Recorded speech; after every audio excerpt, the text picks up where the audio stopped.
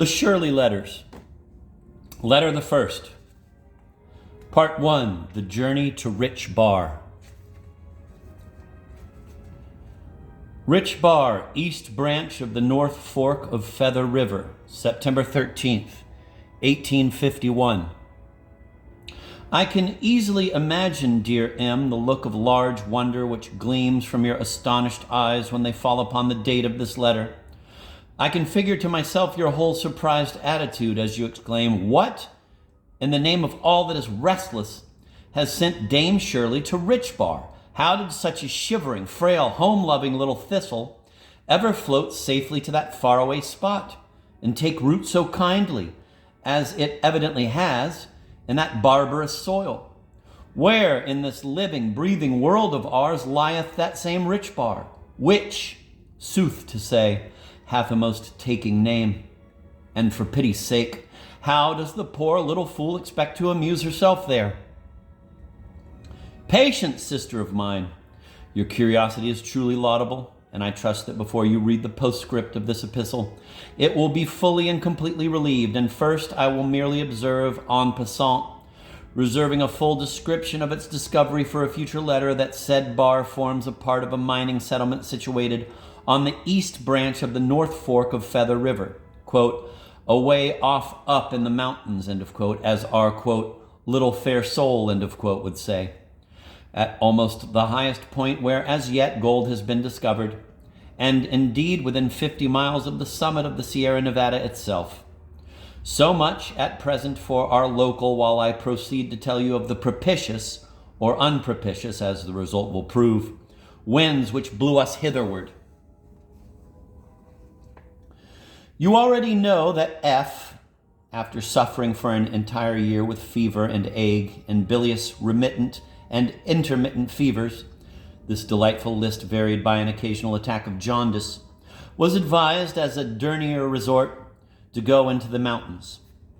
A friend who had just returned from the place suggested Rich Bar as the terminus of his health-seeking journey, not only on account of the extreme purity of the atmosphere, but because there were more than 1,000 people there already and but one physician, and as his strength increased, he might find in that vicinity a favorable opening for the practice of his profession, which, as the health of his purse was almost as feeble as that of his body, was not a bad idea.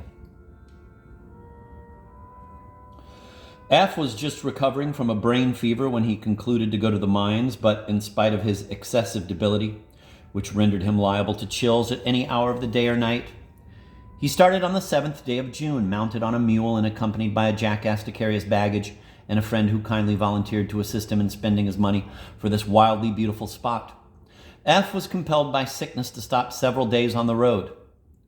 He suffered intensely, the trail for many miles being covered to the depth of 12 feet with snow, although it was almost midsummer when he passed over it. He arrived at Rich Bar the latter part of June, and found the revivifying effect of its bracing atmosphere far surpassing his most sanguine hopes. He soon built himself an office, which was a perfect marvel to the miners from its superior elegance. It is the only one on the bar, and I intend to visit it in a day or two, when I will give you a description of its architectural splendors. It will perhaps enlighten you as to one peculiarity of a newly discovered mining district when I inform you that although there were but 2 or 3 physicians at Rich Bar when my husband arrived, in no less than 3 weeks there were 29 who had chosen this place for the express purpose of practicing their profession. Finding his health so almost miraculously improved, F concluded, should I approve the plan, to spend the winter in the mountains. I had teased him to let me accompany him when he left in June, but he had at that time refused, not daring to subject me to inconveniences of that extent of which he himself was ignorant. When the letter disclosing his plans for the winter reached me at San Francisco, I was perfectly enchanted. You know that I am a regular nomad in my passion for wandering. Of course, my numerous acquaintances in San Francisco raised one universal shout of disapprobation. Some said that I ought to be put into a straitjacket, for I was undoubtedly mad to think of such a thing. Some said that I should never get there alive, and if I did, would not stay a month, that it was ever my lot to be victimized in, and commenced my journey in earnest. I was the only passenger. For 30 miles the road passed through as beautiful a country as I had ever seen. Dotted here and there with the California oak, it reminded me of the peaceful apple orchard and smiling river meadows of dear old New England. As a frame to the graceful picture, on one side rose the Buttes, that group of hills so piquant and saucy, and on the other, tossing to heaven the everlasting whiteness of their snow-wreathed foreheads, stood, sublime in their very monotony, the summits of the glorious Sierra Nevada.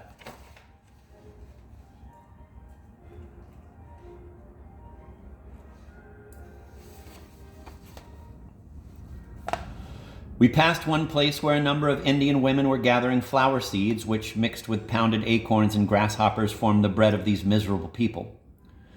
The idea and the really ingenious mode of carrying it out struck me as so singular that I cannot forbear attempting a description. These poor creatures were entirely naked, with the exception of a quantity of grass bound round the waist and covering the thighs midway to the knees, perhaps.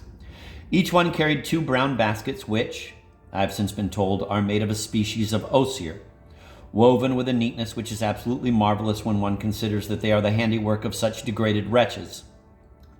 Shaped like a cone, they are about 6 feet in circumference at the opening, and I should judge them to be nearly 3 feet in depth. It is evident by the grace and care with which they handle them that they are exceedingly light. It is possible that my description may be inaccurate, for I have never read any account of them, and merely give my own impressions as they were received while the wagon rolled rapidly by the spot at which the women were at work. One of these queer baskets is suspended from the back and is kept in place by a thong of leather passing across the forehead. The other they carry in the right hand and wave over the flower seeds, first to the right and back again to the left, alternately, as they walk slowly along with a motion as regular and monotonous as that of a mower. When they have collected a handful of the seeds, they pour them into the basket behind and continue this work until they have filled the latter with their strange harvest. The seeds thus gathered are carried to their rancherias and stowed away with great care for winter use. It was to me very interesting to watch their regular motion. They seemed so exactly to keep time with one another, and with their dark shining skins, beautiful limbs, and lithe forms, they were by no means the least picturesque feature of the landscape. 10 miles this side of Bidwell's Bar, the road, hitherto so smooth and level, became stony and hilly. For more than a mile we drove along the edge of a precipice, and so near that it seemed to me, should the horses deviate a hairbreadth from their usual track, we must be dashed into eternity. Wonderful to relate, I did not, quote, "Oh," end of quote, nor, quote, "Ah," end of quote, nor shriek once, but remained crouched in the back of the wagon as silent as death. When we were again in safety, the driver exclaimed in the classic patois of New England, "Wall, I guess you're the fust woman that ever rode over that ar Wall, I guess you're the first woman that ever rode over that ar hill without hollering." He evidently did not know that it was the intensity of my fear that kept me so still. Soon Table Mountain became visible, extended like an immense dining board for the giants, its summit a perfectly straight line penciled for more than a league against the glowing sky. And now we found ourselves among the red hills, which look like an ascending sea of crimson waves, each crest foaming higher and higher as we creep among them until we drop down suddenly into the pretty little valley called Bidwell's Bar. I arrived there at 3 o'clock in the evening, when I found F in much better health than when he left Marysville. As there was nothing to sleep in but a tent, and nothing to sleep on but the ground, and the air was black with the fleas hopping about in every direction, we concluded to ride forward to the Berry Creek house, a ranch 10 miles farther on our way, where we proposed to pass the night.